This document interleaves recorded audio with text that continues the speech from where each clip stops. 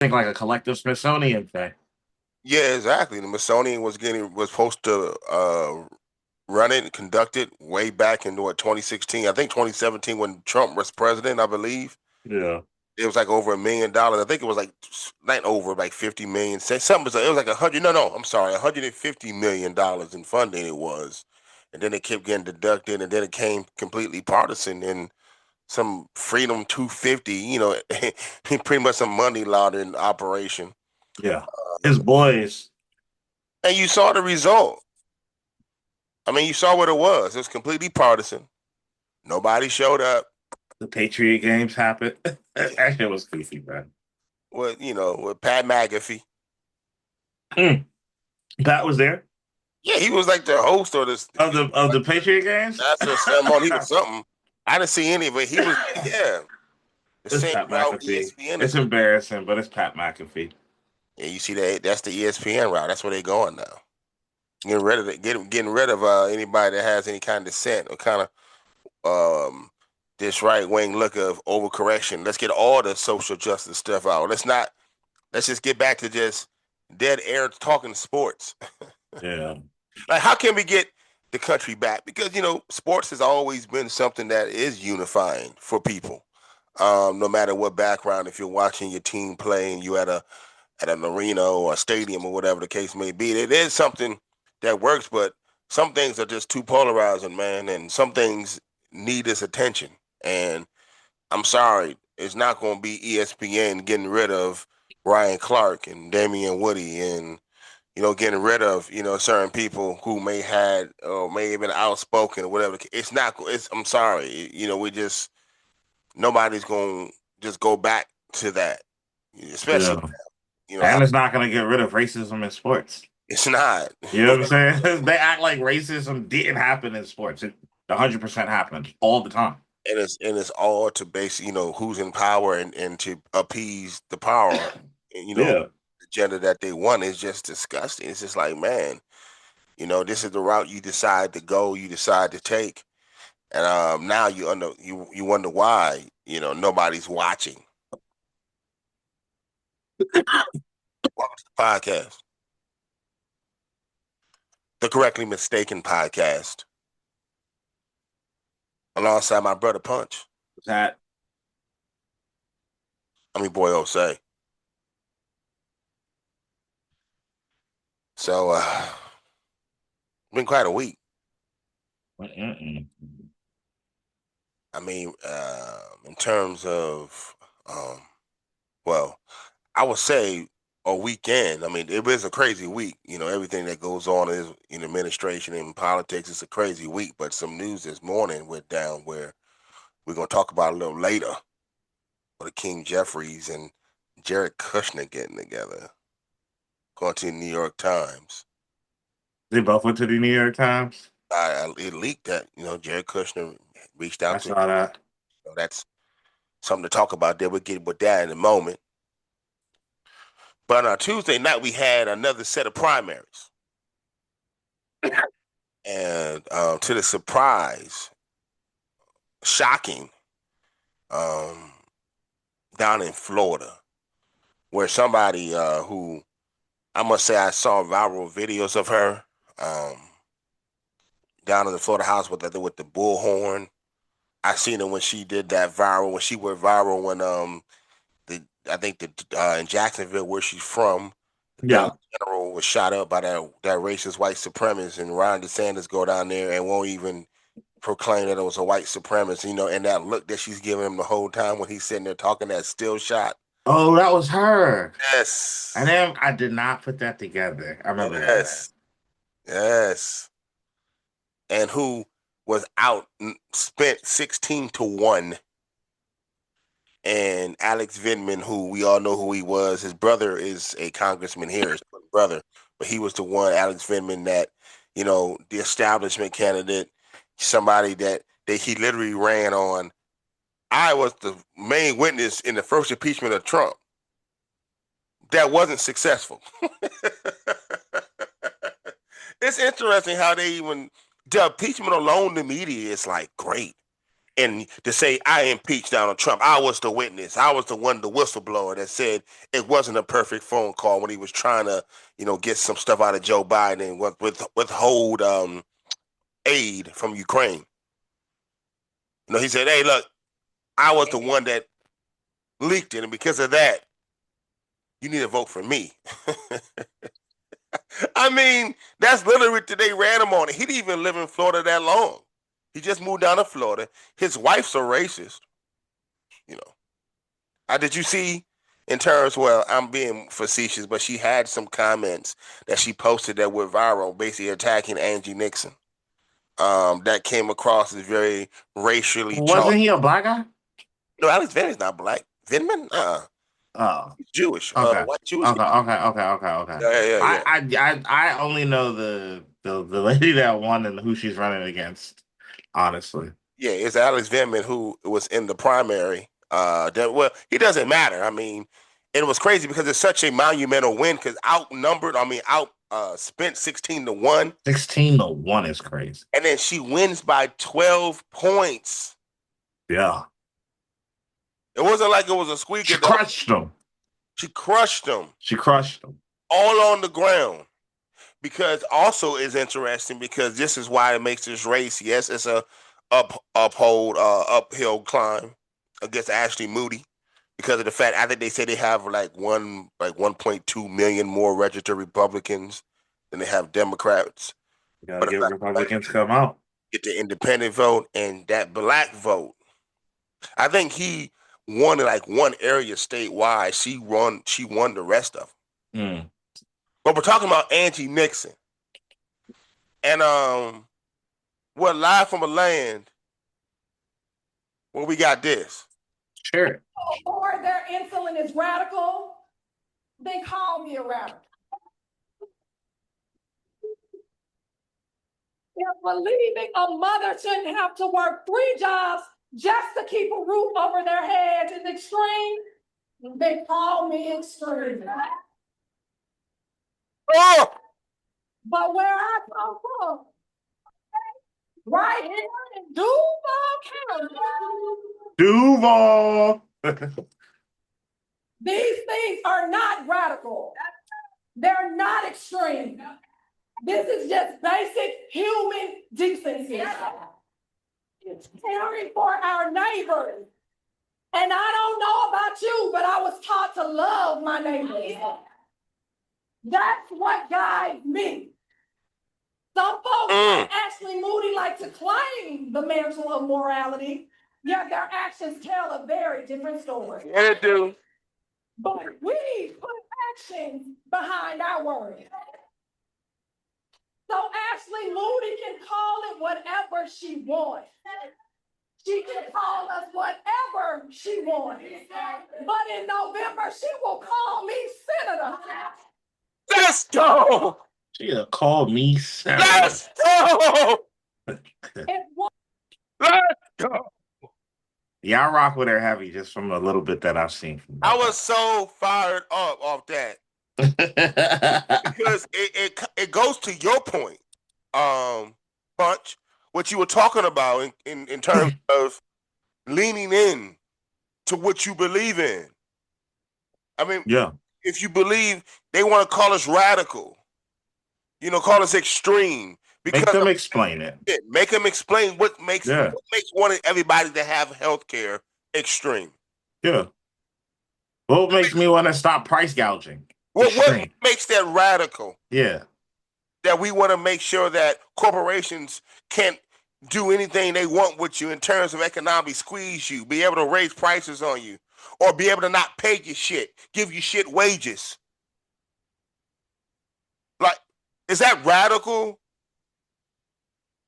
And then yes, she joined the DSA like I think in June, like early June. Yeah, it was June.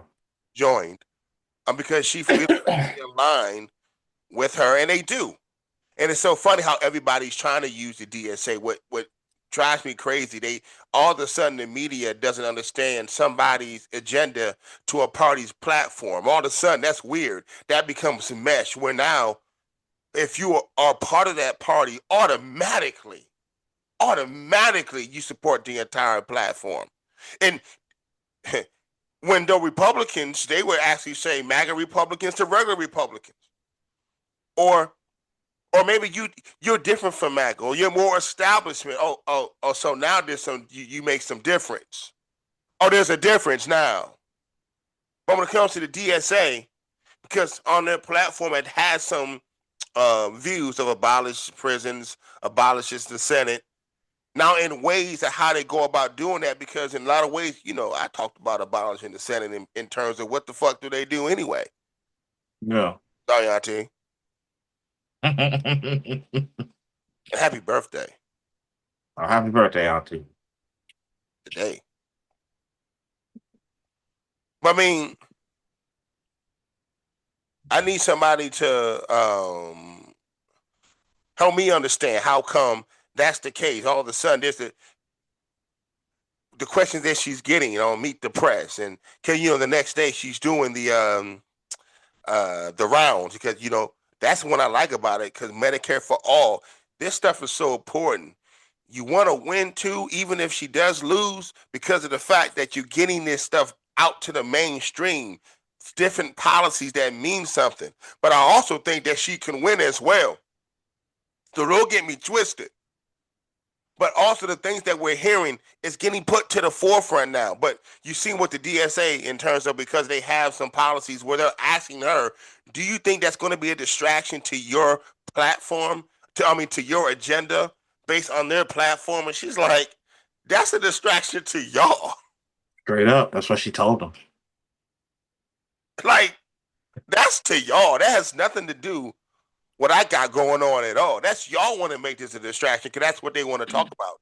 Mainstream media does not want to discuss at all the policies that any of these candidates, especially the DSA, they're running on. They do not want to talk about it. They only want to talk about the platform that's online and certain things that could fearmonger their boomer bases, right and left.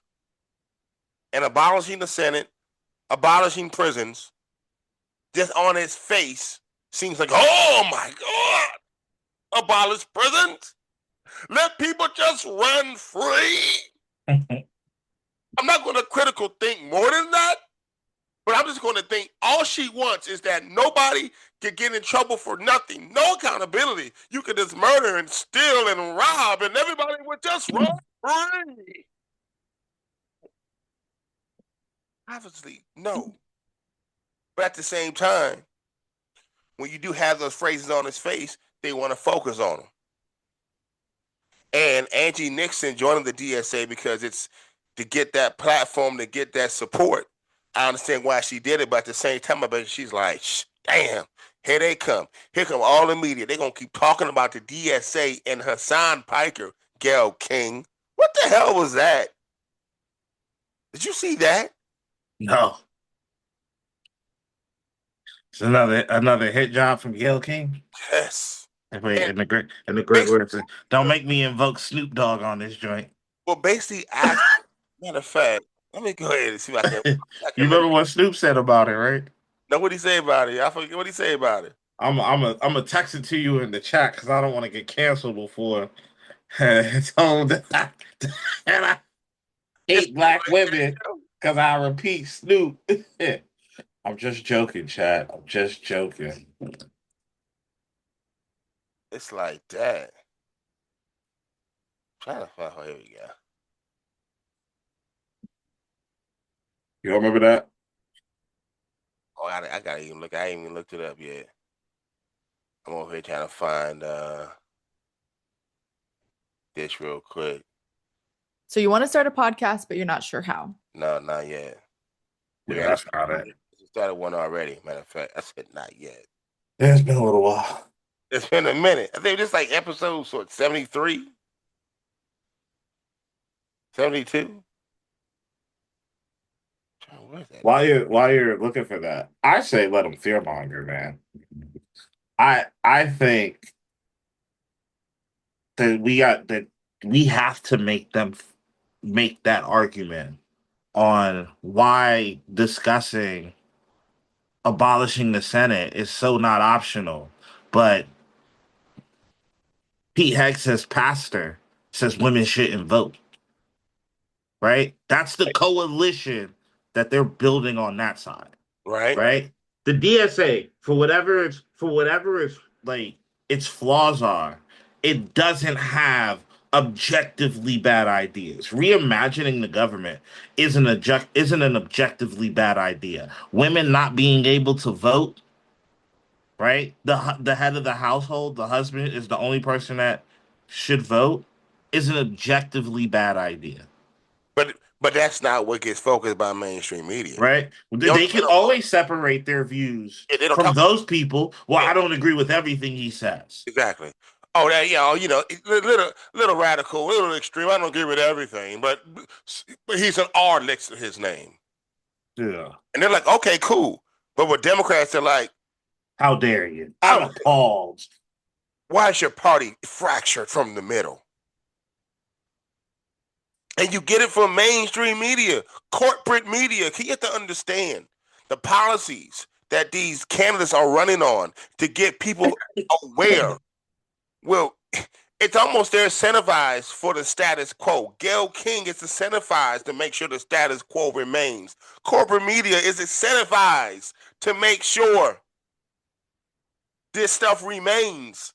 The money train stays the money train. The power base stays the power base. Because this is what we're dealing with when candidates got something to talk about. And what the directive is from the top, telling all these anchors to do this kind of thing. Disgraceful. Yeah. You've campaigned with Congresswoman Rashida Tlaib, Mr. Piker. Do you want to see them on the campaign trail with you as well?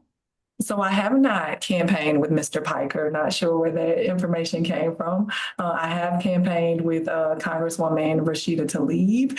And so she is someone who wants the same things that I want, to make sure that government is working for people and not against it. And so I'll continue to do the same thing, but I have not campaigned with Mr. Piker at all. Not sure where that came from. All right, my apologies. I thought that you had. My apologies about that. Why? Would you want him to campaign with you? I don't really know who Mr. Piker is. I've heard about him, and so. And look at this. Look at Gayle King, how she seems so indignant after she says, I haven't heard of him really. You haven't?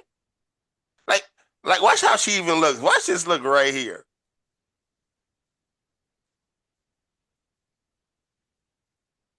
Apologies. I thought that you had. My apologies about that. Why? Would you want him to campaign with you?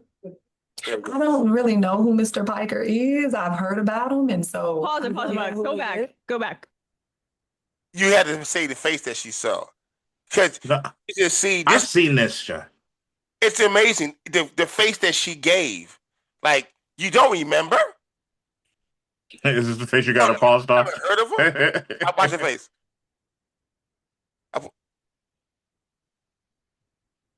You got it on silent. I know I did it on purpose. Oh. I don't want to hear the commentary again. This is us. It's just us talking to the audience again. Yeah, do you see it? Yeah. Watch. There, look at it. Look at it right there. So you try to tell me you're not paying attention. Because you won a race, outspent 16-1, that you're really about the people. You're on the ground, you're talking to people, you're a labor organizer, you're a union organizer, you're a state rep. She is a state. And see, that's the thing the mainstream media doesn't like about her too, because she's not some outsider coming from around the way where nobody knows. She's a state rep right now, a sitting representative in the Florida State House.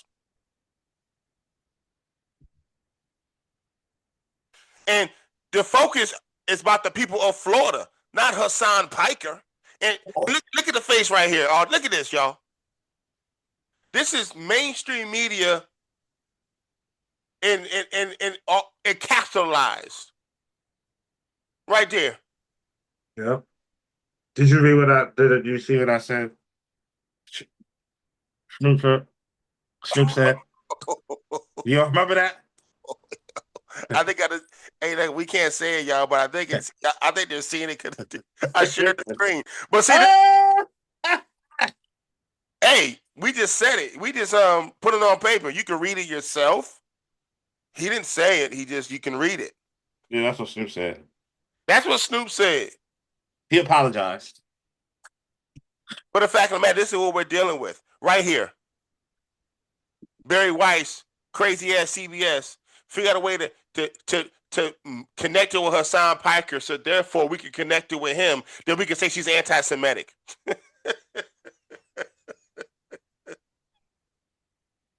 Then we can say she's anti-Semitic.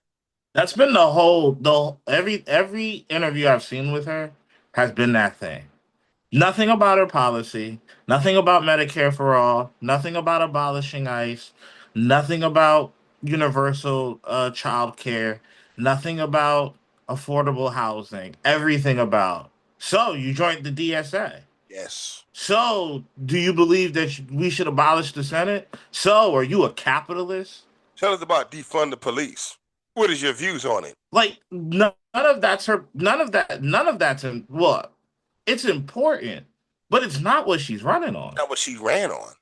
Right. It's not why she won the primary. Because what she ran on isn't fear mongering. Nobody's afraid of it at all. Like, because nobody, in terms of right now, of saying nobody too many times, nobody's afraid of the word socialism anymore. It don't shake nobody up no more. You know what I'm saying? So you got to go with the buzzword. You got to go with the other things, the platform that she's not running on. Yeah. She's not. Hasn't discussed it. But it's amazing how they're able to set the narrative, and mainstream media feeds into the right-wing narrative of everything all the time. That's why you got the WNBA have to come out talking about transgendered women when they don't have any in the league. That's stupid. Yeah. You know what I'm saying? Like, they always control the narrative. And then the fact of the matter is, you're trying to always chase and ask questions based from where they're coming from. And the policies that she talks about has nothing to do with what they want to hold her to. Yeah. But the ruling class, corporate media, the ones that don't want you to have a living wage, affordable housing, health care, they're just trying to make more to make things more equitable. Well, look at it this way. The conversations that they say we should be open to having, right? We should be open to hear all these ideas from everybody and discuss them civilly, right? That's what they ask us to do. Without judgment of character, without any disrespect, any ire for the other person's views. Okay. They don't want to discuss policy with us at all. Because they lose on policy. Yeah, like they only want to talk about culture wars. Guess how right? Like their job as media, right, is to get the full scope of it. Yeah. Right? We say the arguments that we can have is about how to get Medicare for everyone in the country. Whether it's free Medicare, universal, single payer, whatever it is, that's the argument. They want to argue about the 11 trans athletes in the United States. Or are you going to vote for Lita Jeffries? Or the one person that gets murdered today by an illegal migrant. Are you saying that Lita Schumer needs to be replaced? Yeah. Like what? Like how is that the question? Right? Like she is the sole decider if Schumer or Jeffries ascends to another position. If you guys are talking, if one side's talking about transgender, and the other side's talking about healthcare, do you think the healthcare is going to be a distraction to the transgendered? Please answer, please. Like what?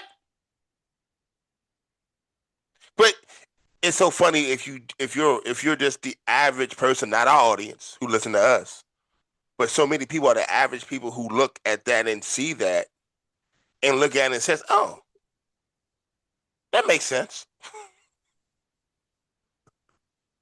Like, oh, okay. And then you look, but if you're somebody that understands, it's all about figuring out ways to distract from what really matters. I mean, I was listening the other day, and what I mean what really matters is the policies. It's always because it's all about policy, man. At the end of the day, all this fight that we're doing, these podcasts and all these pundits and people who are on the left, where this podcast is on the left, this is about us trying to create equitable, what the hell was that? A more equitable society, policy. How do we make the lives of everyday Americans better? Even the ones we disagree with. Even the ones that we disagree with. The people that have their speech protected, right? Like the openly hateful. We include those. And the other side believes that because we don't agree with you, the only way that we can actually have a equitable society is that we agree on everything. When that's so far from the truth. We're talking about economic wise. Everybody's gonna have different thought process, different ideologies, different religions. But the way they've made it is the way of life is being disrupted. So if you guys don't agree with our way of life, we can't go forward. We can't have health care or affordable housing or a living wage because you guys can't tell us what is a woman.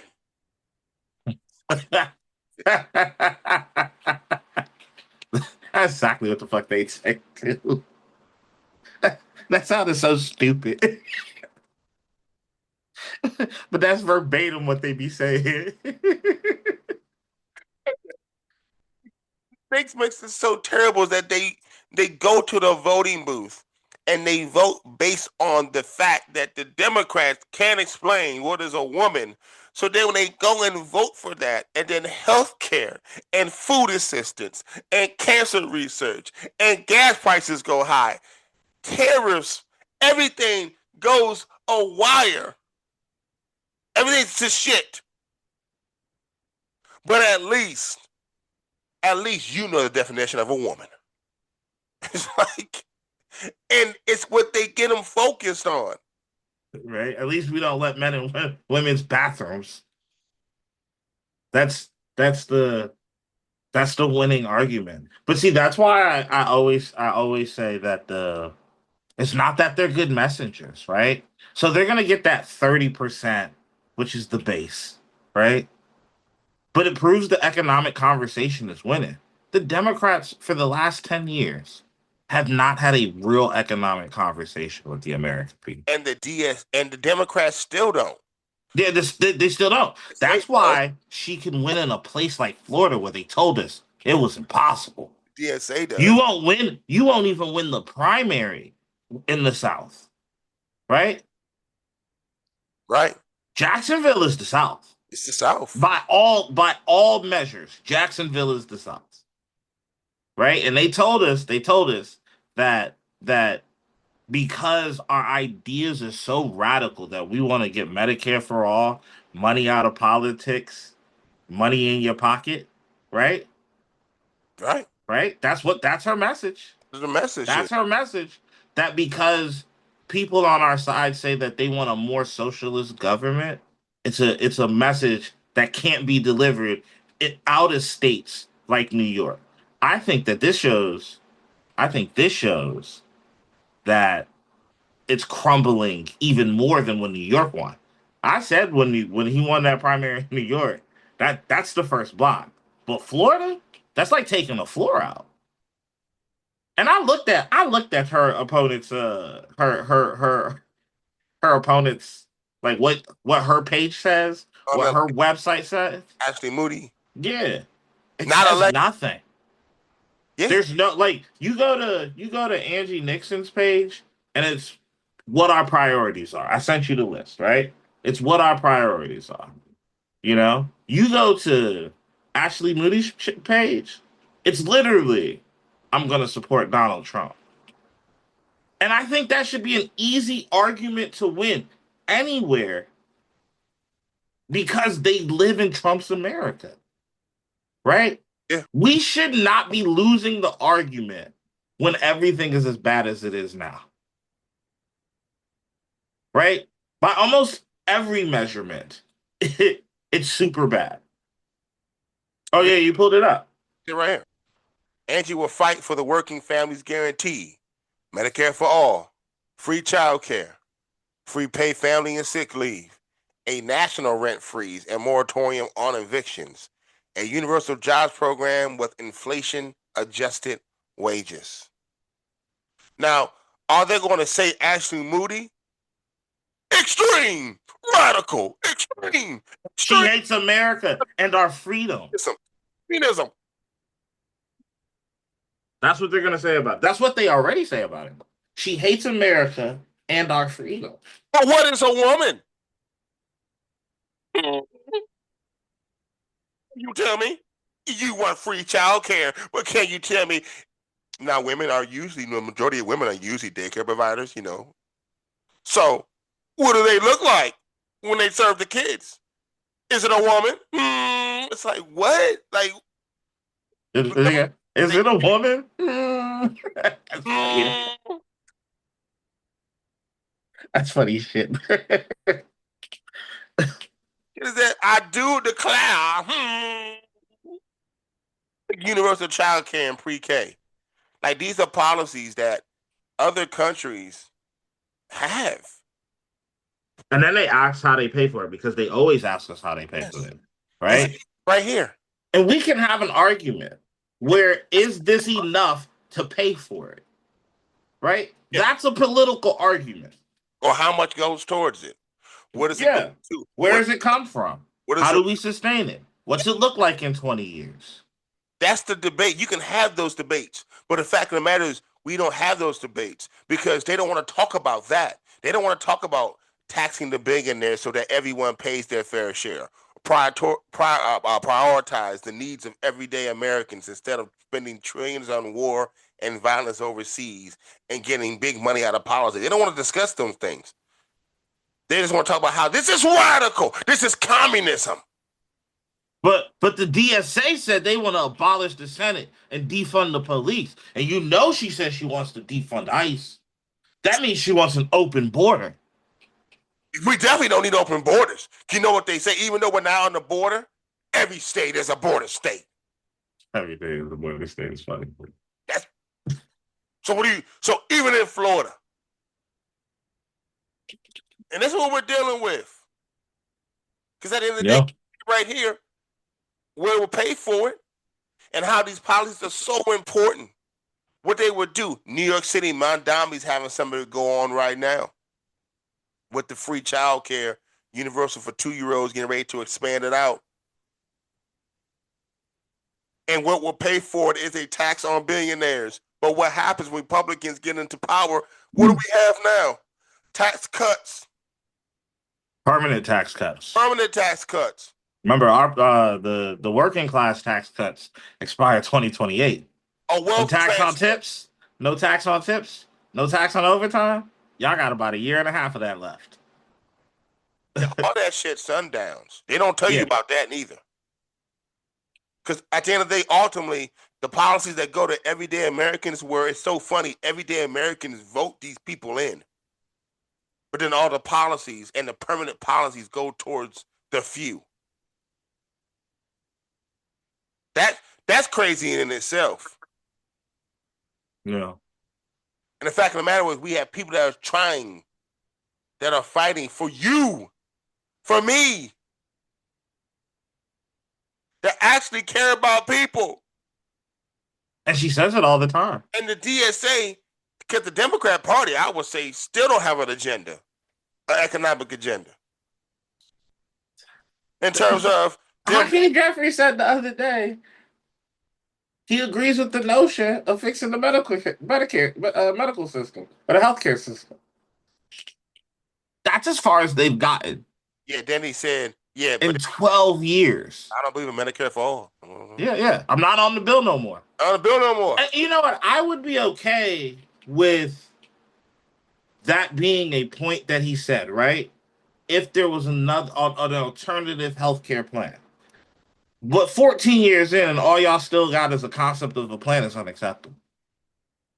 Right? Like, Obamacare helped out.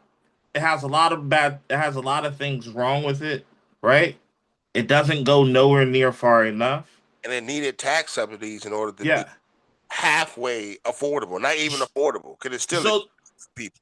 so there's things wrong with it. But 14 years later, we don't even have solutions for those except the government giving it more money.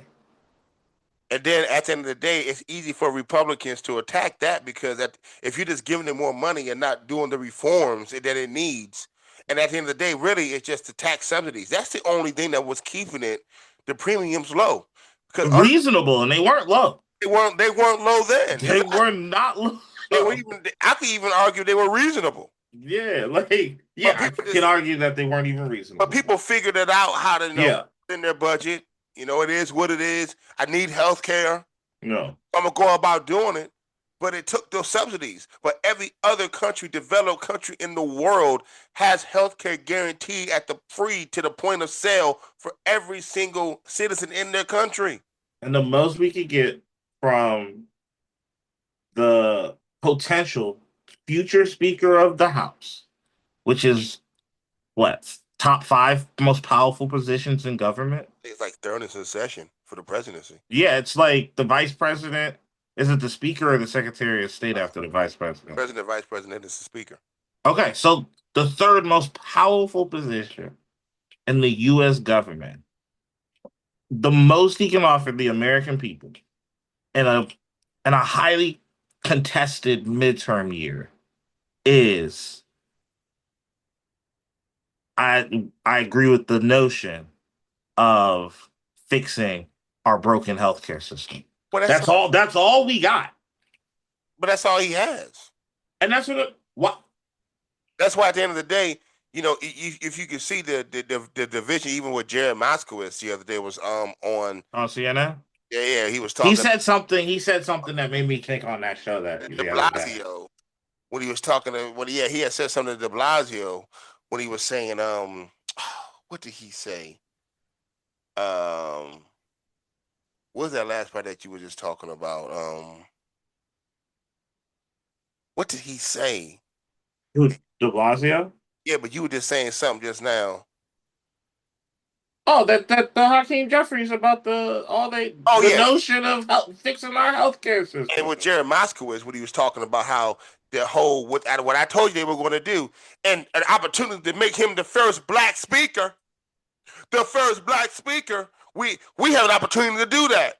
To once again, even with the Democrat Party, who says they don't do identity politics, right? They say that's bad. We've been told you don't ever want to do identity politics. It's about universal. So we don't want to talk about reparations. It's about universal. But then they say, well, these DSA candidates are not going to vote for the opportunity for the first ever black Speaker of the House.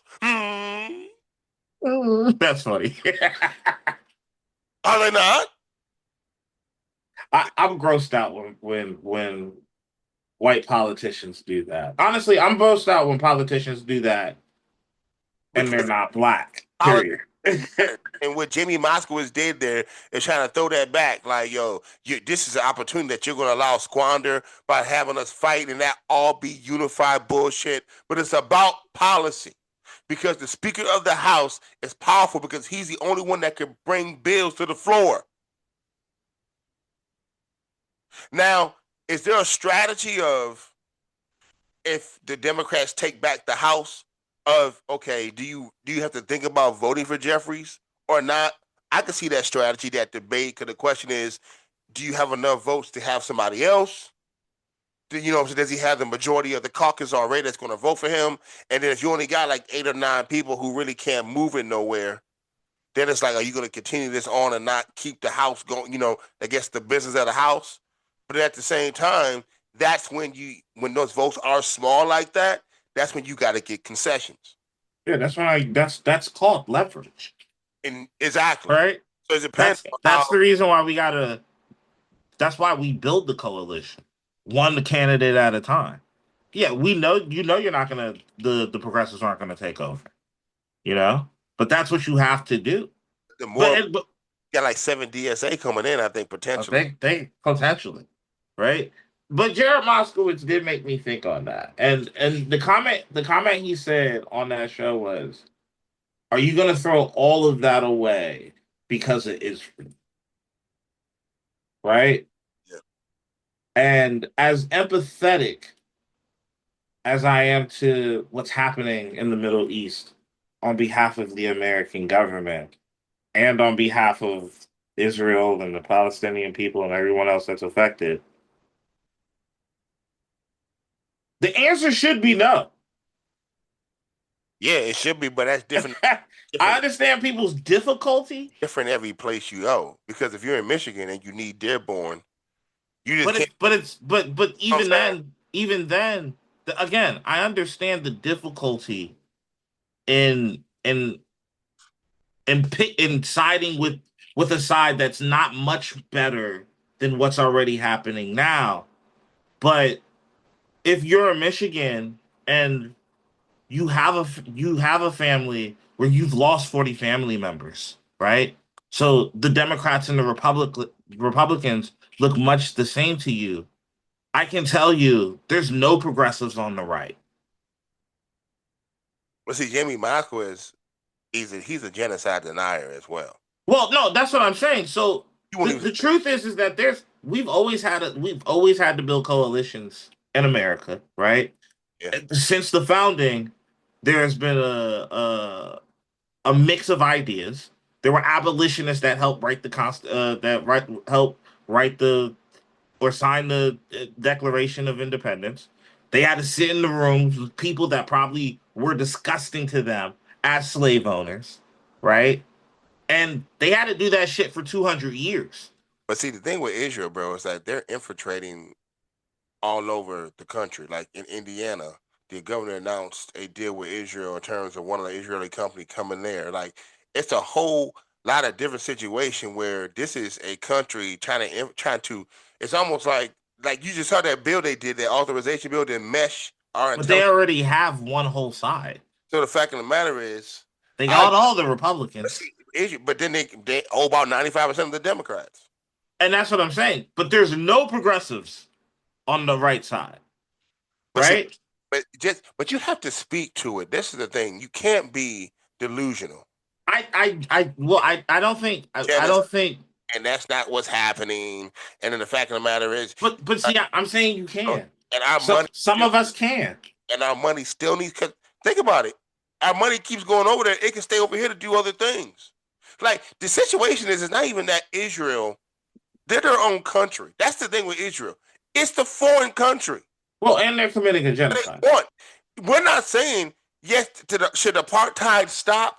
Absolutely, but ultimately, if they can do as their country, and people have to fight, push back. We have to continue to build coalition, like you said, and have people in that's actually going to bring liberation to the Palestinian people. But let's say that we stop giving money to Israel, they can still, as a country, do those things. But the situation is, it falls apart because they don't. They're a country of 9 million people. They can't sustain. They need our money. So at the end of the day, is we keep throwing money over there. We keep doing it. And see, that's the big part about it. Hey, if you guys want to sit there and try to oppress the people, you shouldn't do it. It's war crimes. You need to be held accountable. But if you want to do it by your fucking self. But guess what? Jared Moskowitz is he a senator or a congressman? Congress. Jared Moskowitz is a congressman. Yeah. That won. You know who the Democrats have to work with? Jared Moskowitz. Right? And look at it. Look at it this way. Jim Crow lasted 100 years after slavery, right? Which at that point had already been going for 200 and something years. The Israel situation is only 70 years old. And when it comes to moving the will of a whole country and a satellite country, like that takes more than probably our lifetimes or a few people's lifetimes. The truth is that there are no progressives on the Republican side. The answer is that you do still have to vote blue no matter who. If you're in Michigan. Yes, I'm telling them that they also, because guess what? Black people, I heard someone say today that black people have never had the luxury of falling in love with their politicians, right? And you said, you were the one that told me this. You're choosing your opposition.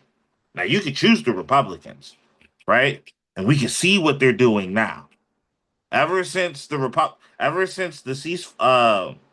I want to say, what is it? October? Was it October 7th? Or might have been the ceasefire that 1,000 Palestinians in the West Bank have been killed, like 1,200, right? Absolutely nothing being done. Palestinian Americans, I think 11 or 12 of them have been killed by settler violence. You know what I'm saying? I'm not saying I don't disagree, but in terms of Yeah, you have to tell those Muslims, those Muslims that want to fight for it to stop. You have zero chance of fighting for it to stop on the Republican side. but also you can't on the Democrat side can't say, oh no, that's not a genocide. Jared Moskowitz can though. You know why?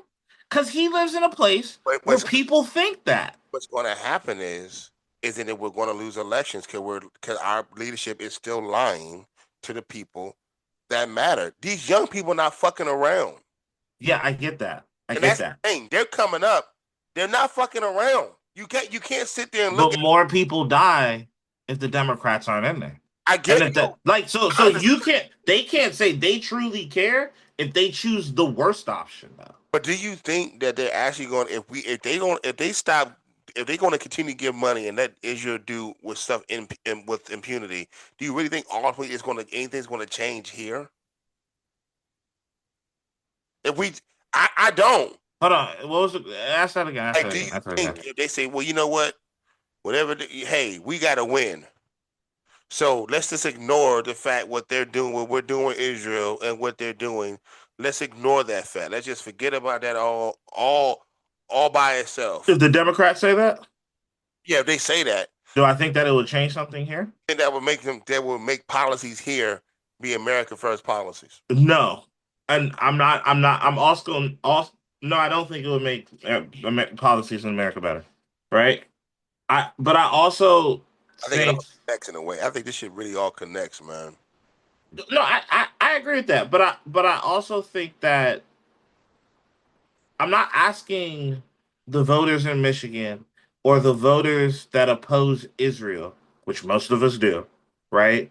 To just like forget that Israel exists. I'm asking them to also understand that there's people in our party that don't believe it's a genocide.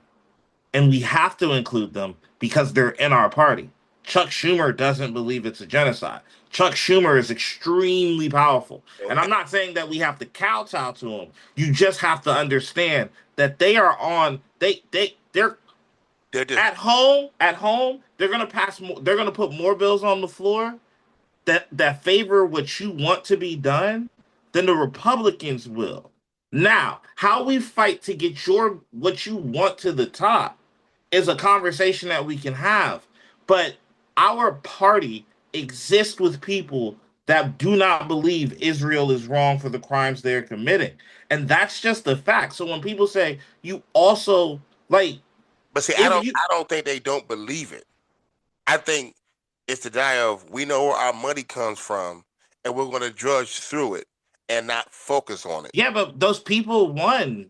He beat Oliver Larkin by a lot, right? So that means Jared Moskowitz isn't going anywhere. No, he's not.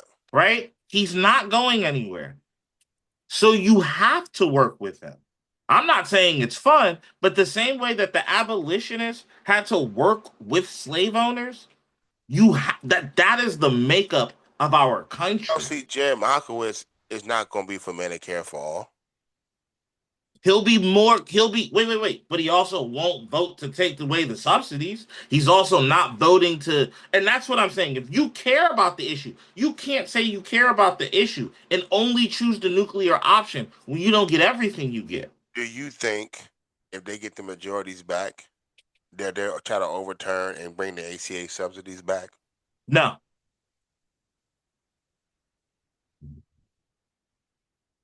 See, at the end of the day, the issue is the people that are, and like you said, it has to get to a standpoint of we have to get this why this stuff matters and getting the proper people in matters and getting more and more into the point where now we have to start pushing people more to the left because it's always about going back to the right. And ultimately, if we're about policies that are going to give money and resources everywhere else to a country that has Medicare for all, that has free college. But you have to build that. That Us seeing Medicare for all in our lifetime is a big ask, right? Like that's the truth of it. It sounds good where it's like I don't think it's that difficult to do because all these other places are, but it's not something that we can just do because our representatives don't represent that position. But see, this is what I'm saying. Money from the I health. don't think I don't think that they're gonna reverse the It's just the all ACA corrupt. subsidies though. It's corrupt. I know, but you can't just check out because it's corrupt. Then you don't care. You have to tell those people that say that say I care about these issues, but when I don't get what I want, when I want it, I check out. You don't care about those issues. All of our heroes fought till they were dead. Some saw the change that they were fighting for. Many didn't. But I'm not asking voters to believe that the ACA subsidies would change. That the Democrats are that good of people. I am going to tell you, no one on the Republican side is drafting a bill for Medicare for all. I don't think nobody. The progressives that get into office can draft the bill. Now, they can force the Democrats to say, we're not going to put that on the floor for a vote, but there's no one doing it on the other side. Hakeem Jeffries won't bring a Medicare bill to the floor. But see, that's another argument we could then have in another midterm, in another election, because we built that case. But there's no one on the other side considering it. At least you have people on this side. You have a chance to put it to put it in front of people. That's what I'm saying. Well, you got a chance to put it in the conversation, but I think in terms of Congress, I will not be surprised there's no Medicare bill ever. No, I wouldn't be surprised either. But to also expect that it should work that fast is stupid. But the thing is, everything, all the fucked up You're not critically thinking if you're doing that. all the fucked up shit works up fast. When we cut Well, stuff, but that's how dumb shit works. when we cut food stamps, cut health care. Oh, that worked quick. Yeah, but the Democrats didn't vote for that. But at the end of the day, we could do Medicare for all. It'd be very easy. I should say very easy. I but don't know if it would be very easy. We don't know if it would be very easy. apparatus but it can be worked on. We worked on other stuff. We can do this as well. I agree with that. Didn't But say very easy, but it can be done. It can happen. But the fact of the matter is, the issue is these healthcare companies and all these administrators and people will lose their jobs. No, you yeah, asked me about this one point of time, and you were like, well, "How would I look?" I said, "I don't know. I mean, they've been robbing people long enough." a lot of those people are regular people too. But they represent a company that's been robbing people. So I'm sorry. At the end of the day, overall, you're coming. Is that a genuine ask of your government though? To put 1 million people out of work? Is that a genuine ask? Don't want to do it. I know we're radical and all, but in your heart, are you okay with abruptly ending 1 million people's lifestyle? They don't have other skills. They don't know if they translate. They don't know if there's markets or places. So 1 million people, is that I feel that's just as cruel. I feel like that's just as cruel as all of the things the Republicans express. For healthcare for 330 million people, 1 million people lose their jobs, and 330 million. But all right, so all those have to be rolled out in 50 states. Right, an actual system that works Healthcare has to be. You don't. No. It comes with a whole nother set of problems. But the one problem we do know is 1 million people lose their jobs. So let's have the problems. I'm tired of not having anything. I mean, they just came out with a Yale study August 13th that said Medicare for all would save over $1 trillion a year and save 114,000 lives a year and over $1 trillion. Projections. That's not proof. And we're on the same side of this argument, but people are notoriously bad at putting systems into place. The CBO said the same thing. You go, like it shows what it would do. and then how much it would help people were now, yes, you may not have a job, but you have health care while you're working on getting the job. Now health care is usually tied to employment. How helpful is healthcare if you sitting on the curb? You ain't got no car. You can't eat healthcare. I understand And that. and nowhere near. I don't. What Obama got rid of 3 million immigrants? What the healthcare companies should do, when we dissolve them all they got billions of dollars. Anybody taking their money? How about you give a severance to all those workers so they can hold them over? They got all the money. They got billions and billions and billions. Where you think that money? So you think that the government's going to mandate them to close down their business, and the people paying them reparations, them severance packages, is going to be the companies?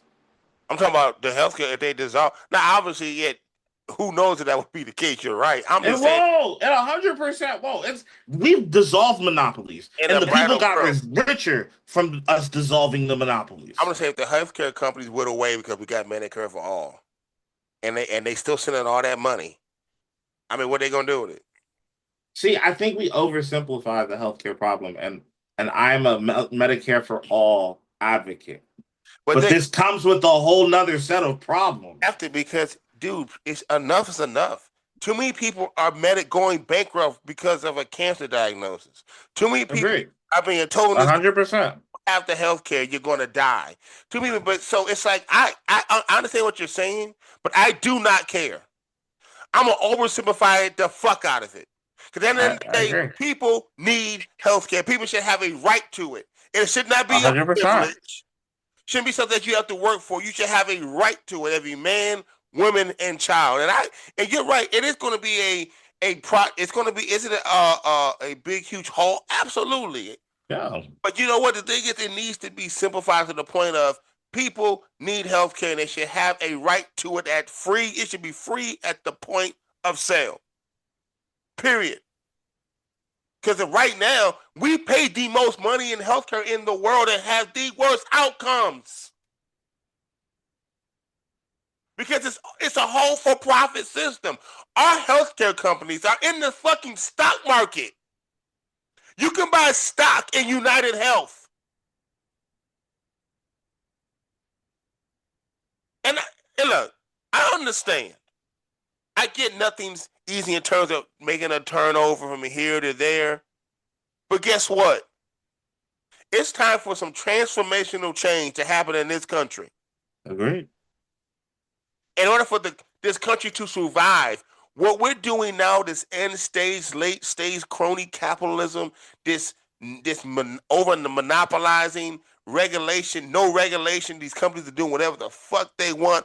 All this, it's not sustainable. No. It can't sustain, but they're fighting for it hard to. That's why they keep giving money to our politicians, because they're fighting so hard for a system where they know it's not sustainable. But ultimately, it's not sustainable for us. We will collapse. They're not going to lose their money. They'll just build a fortress and build fortresses and castles and have alligators around it in a ravine and an electrocution fence and security. They'll be fine. Society collapses on us. The people that got to live out here every day. They got to work every day. And that's what I'm saying. If 1 million people lose their job, who do you think feels it the most? And I'm sympathetic to moving fast, because that's what we want from our politicians. We've seen Donald Trump do it. We've seen the Republicans do generational change that will last for multiple generations, and we've seen them do it fast, right? The way you dismantled the DEI initiatives in America, which causes 400,000 Black women to lose their jobs, right? That's not too far off of 1 million, right? But that amount of cruelty that they show towards Black women, Black unemployment, towards immigrants, I'm not sure we actually wish that amount of cruelty on the normal people that make a living in the healthcare system. That's my point. So if we don't wish that much cruelty on them, right? And we don't know whatever system that we come up with is going to work. Like, the one thing that we do know is that government is great at wasting our money, right?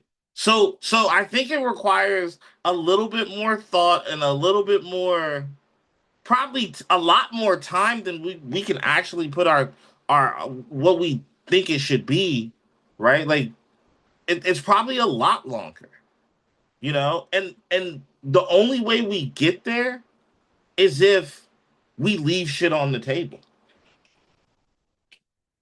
You're gonna have to leave something on the table. For some people, it will be Israel. You Well, know? let's start the NHA, the National Health Agency, and then everybody that was in healthcare companies, they can be absorbed in there, and now they're working on the claims for every American in terms of healthcare claims coming into the agency now, and all those people can work in agencies all across the country, and they get absorbed and they can work for the government. Now, obviously, yes, that's just on paper, but that's an idea. It is an idea. It's worth fighting for. You know what I'm saying? You start a national federal agency. But guess where you won't ever hear those ideas at? Republicans. The Republican Party. That's all I'm saying, my boy. Guess where you get to make those ideas? You at least get to make the argument with a Democratic House Speaker of the House. You're not making those arguments at all. We can have that argument, and we can then say Hakeem Jeffries doesn't believe Medicare should be a right or healthcare is a right, and we can fight that. You know what? You're not about to get that fight, Mike Johnson. He's not finna listen to it. Well, this is the reason why I think, and speaking of Hakeem Jeffries, why I think ultimately we won't even get no bills pressed, because this story is interesting. And Hakeem Jeffries and Jared Kushner. But we're going to start with current Speaker of the House, Mike Johnson, and discuss this interesting New York Times article that came out about this on the other side. About something that is on the front page of the New York Times website today. We printed it out. Hakeem Jeffries and Jared Kushner meet privately as midterm attacks fly. We've got it right there. President Trump's son-in-law and the man in line to be Speaker of a Democratic-led House if you guys lose the majority. They were together. What did you think when you saw that? I heard about it the first time this morning. I know Jared, he's a smart guy and he hedges bets, but I'm telling you what, you better not bet against the House Republicans. I've been all around the country the last several weeks. This is going to come down to a race of about 19 seats that will decide the fate of the Republic. It's a contrast election, contrast between common sense and crazy. I'm telling you, our base is going to turn out and we're going to hold the House Republican majority. Does any part of you think that those white... You see how he's squirming? Because this is literally him getting thrown under the bus. Who, Mike Johnson? Get a house, Mike Johnson. Yeah. Gentleman right here. Why you say that? He just squirmed because you see the question. Because basically he's being asked like, hey, I know, hey, pretty much they're saying you guys are going to lose. And and his family understands. They're kind of seeing the writing on the wall. Okay. So now they're reaching out to Hakeem Jeffries to see Jared Kushner, who is also unelected, voted in for anything, but has a tremendous amount of power. He's like the shadow Secretary of State, if you ask me. That's a very good description for him. More Mike Johnson.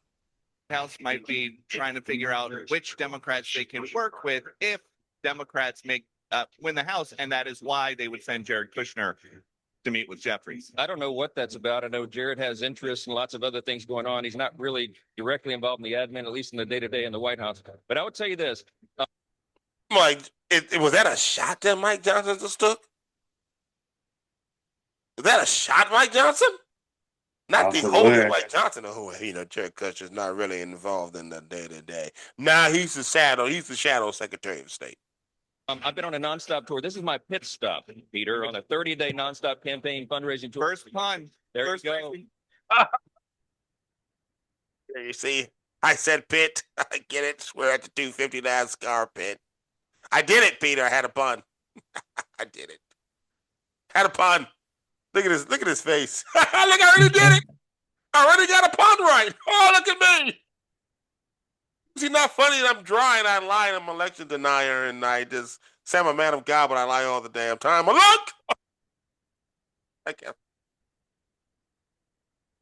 Now, that's when I worry about Hakeem Jeffries, because the New York Times article came out and said, and it's interesting, Jeffries and Kushner meet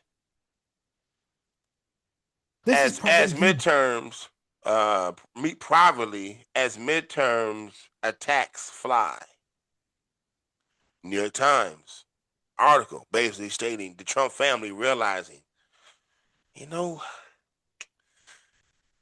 we may have some issues here these next terms, because now not only the House is looking to be changed and flipped, possibly the Senate now. They could lose the Senate. And if that happens, Donald Trump is trying to figure out, you know, what can we do here? And Jared Kushner, what can we do to kind of work together?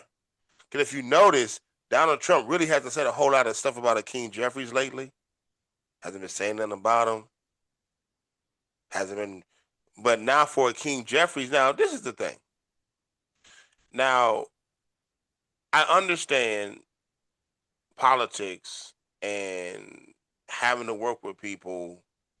Well, if you like, from a Hakeem Jeffries standpoint of, if you're looking to actually do, you know, bipartisan. Right now, there's no bipartisanship, you know, and unless, well, it really depends. If you have a supermajority, then fuck them, in my opinion.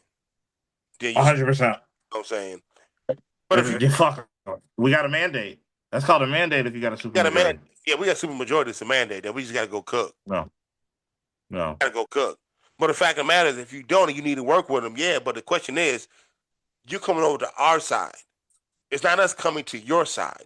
But what I'm worried about, most of the stuff that they tend to want to pay attention to, like don't get it twisted. Like in Wisconsin, even though I think Tiffany has been exposed for a fraud, Crowley don't mind data centers either. And a lot of Democrats, like Gretchen Whitmer, how her popularity has gone down for like 17 points because of the data centers. I think it's something crazy, like now almost 90% on both sides of the spectrum hates data centers. No. You know what I'm saying? So, but in the standpoints of just talking about establishment politics of what's popular, but the fact of the matter is that Hakeem Jeffries, the popular policies, they don't want no part of, because usually it has something to do directly conflicts with their donors. And I get worried to see the fact that I get worried. Slow it down a little bit. I get worried. Whoa. Worried. What's that?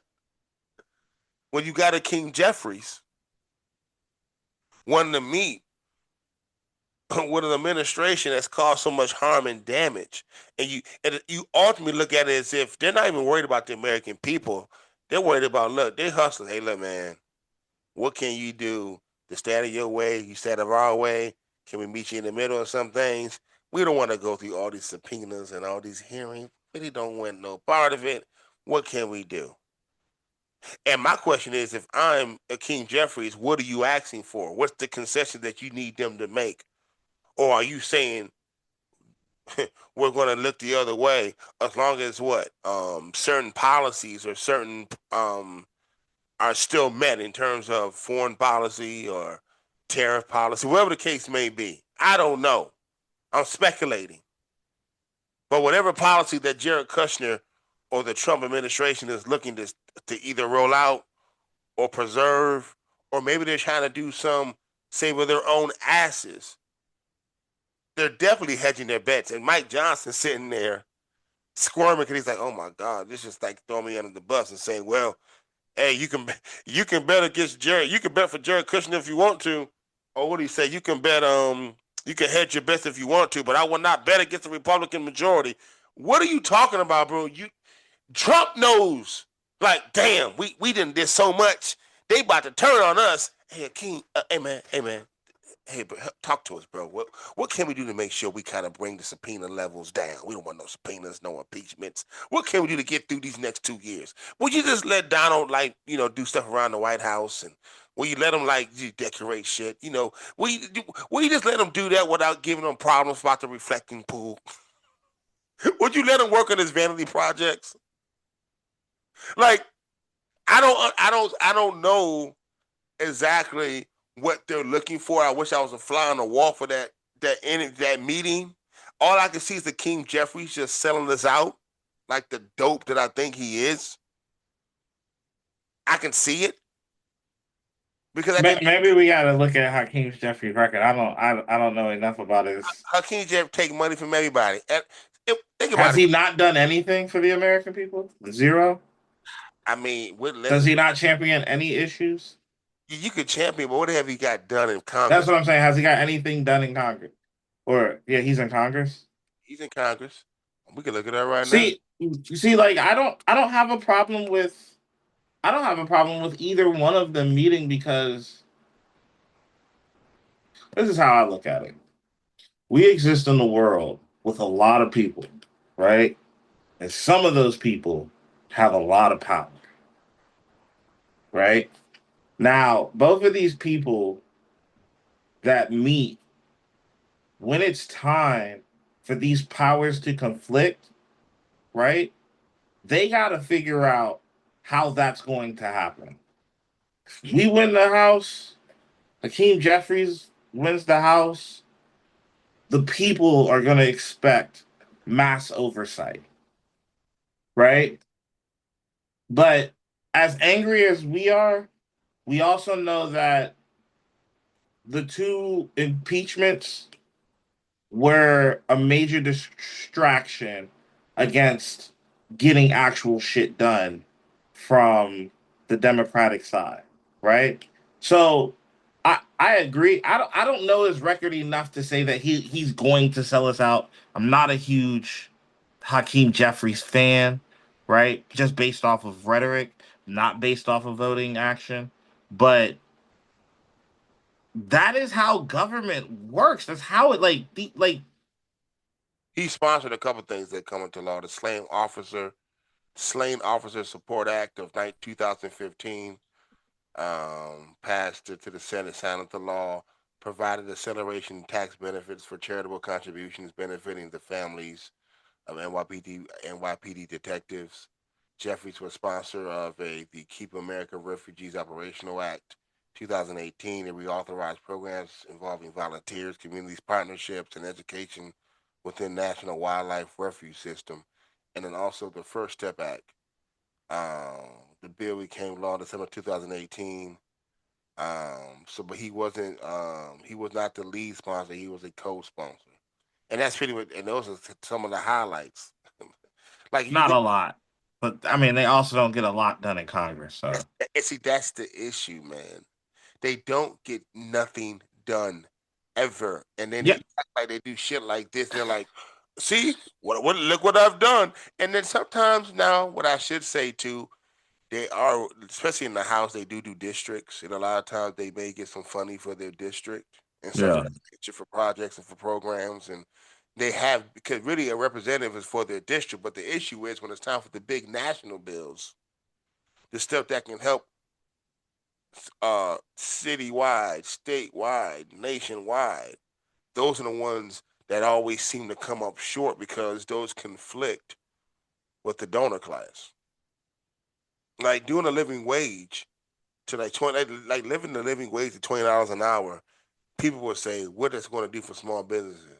We're watching that class collapse. Like, what would it do for small? But like, people are deciding that they're done with that class. That's why Angie Nixon wins Florida primary, right? They told us we didn't have a chance, and the most you can do is hope that your message starts to win out. That's the most we can do, right?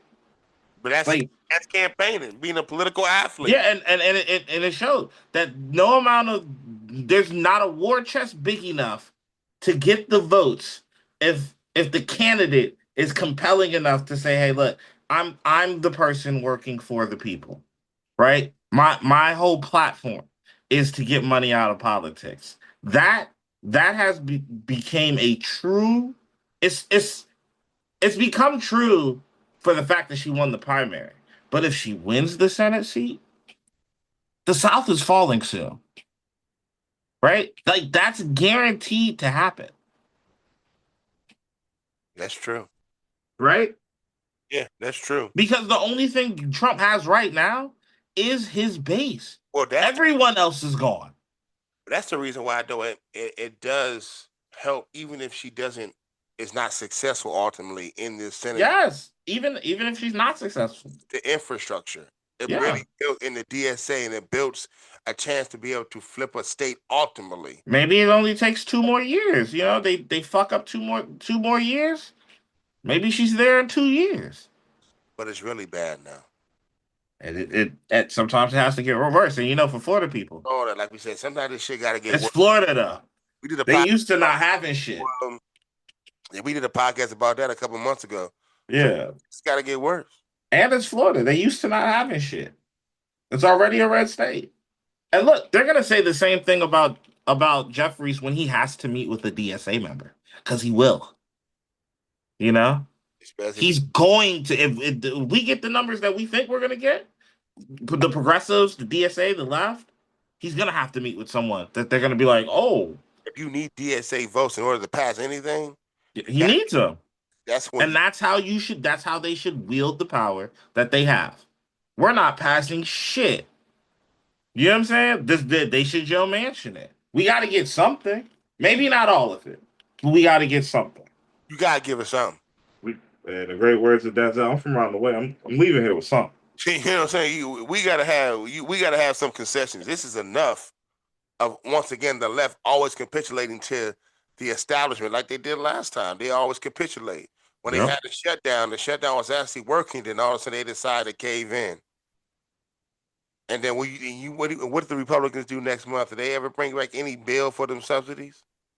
No, we stopped talking about it. Because their plan has been to destroy Obamacare. Anything Obama did, they wanted to get rid of. Yeah. And like you said, though, that heartstring thing, that was a thing because people in the government were out of work for a while. But then now you give them back into work, and over 10 million people lose their health care because it's too expensive. Like, people are getting kicked off of food assistance. 4 million of them. We're bringing in beef because the tariffs is fucking us up. That's socialism, right? The screwworm. They got rid of the people down in, I think, Colombia that monitored the screwworm. I want to say it was in his first administration, and they got screwworm ravaging the cattle in America and in Mexico. And the beef, remember, price controls. It's going to come in at 25% less in the market, demanding it. He's saying, as the government, we're going to take the tariffs off. You're going to bring it in, and it must be less than what we're charging now. That's the state-run store in New York. And they're like, how dare Mondami do 5 city-ran stores? That's 30% less than regular price. What is he going to do to the multi-billion-dollar companies? And it can be horse meat. They're like, we'll make America great. And it can be horse meat. They out there killing wild horses. He literally said, yeah, he changed the law. Yeah. It was illegal to kill horses, wild horses. Now we don't know if we cow meat, beef, some horse meat, because you know he got the FDA in his pocket. He got all of the watchdogs. He fired all of those guys. Yeah, you know, we have a madman running around in a blue suit and a red tie daily, just doing whatever. And everybody's the 50% tariffs on Canada, crazy. Who are hitting us with retaliatory tariffs. It's madness, man. And it's all because a party, the Republican Party, and Mike Johnson is saying, still after all of that, they have a chance. They've allowed him to. Remember, they're supposed to be under the Constitution, a co-equal branch of government. They don't work for the president. The president may be Co-equal, as in their job is to have oversight on the executive. It's exactly. to oversee the executive. They're not even supposed. It's co-equal, but they're supposed to oversee the Yes. executive. And they've completely capitulated, completely obfuscated, completely just let him do whatever he wanted to do. John Cornyn says nobody can really tell the president anything. You know, we can't tell them. What are you talking about? When with them two losers, all this, him and Tillis, we're going to hold back our vote until you tell us, give us what we want. Ain't give you a damn thing. Was that Bill Cassidy? Cassidy gave the deciding vote, and then Tillis and Cornyn, all because they gave us what we felt good that they won't bring back that fund. They gonna bring back that damn fund. I hope people curse at him in the street for his level of cowardice. How do you have that much power and then cede it? I just don't understand it. Like, the whole idea to become a congressman or a senator is so that you have power. You get it and then just give it away. But the thing is, you can't, Senator Cassidy. We need you to continue to vote with the establishment. You gotta vote with the R's. Because if we have division there, then these socialists gonna win. They ain't gonna be able to tell us what a woman is. They ain't gonna be able to tell us what a woman is. They're gonna be sending our kids to drag shows. Yeah. They're going to allow child mutilation. Do you see Mondami bringing communism to New York because he's wearing a helmet? He's watching keep people's kids on the weekend so they can go out and have a date? Communism. That's a radical agenda there. How dare he think that parents who work hard have a right to a date night? It's extreme. That's funny as hell. That's funny as hell. All right, y'all, we done. Appreciate you guys listening, man.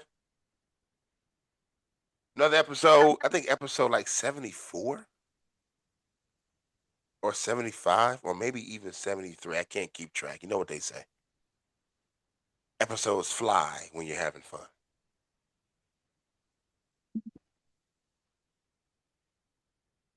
Y'all know what we try to do here at Correctly Mistaken. Trying to get people back to critical thinking, understanding that people like Angie Nixon, people like Dr. Abdul El Said, people like Malat Kiros, and people like Mondami.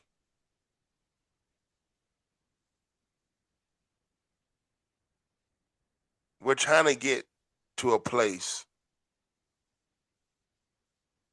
where people can actually live out the dream of what it means to be an American and to be a person, to be a human.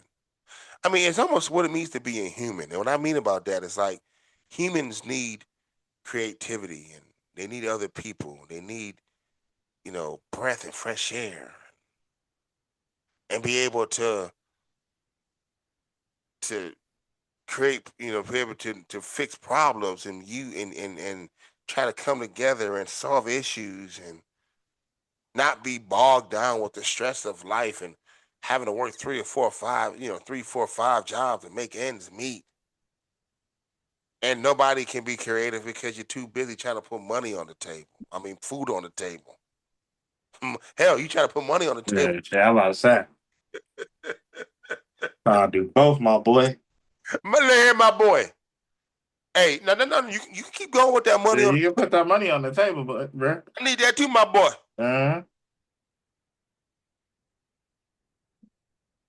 Ain't caring for the other. So alongside my man Punch, I'm your boy Osei. Correctly Mistaken Podcast, man. See y'all next time. Y'all be blessed. Peace.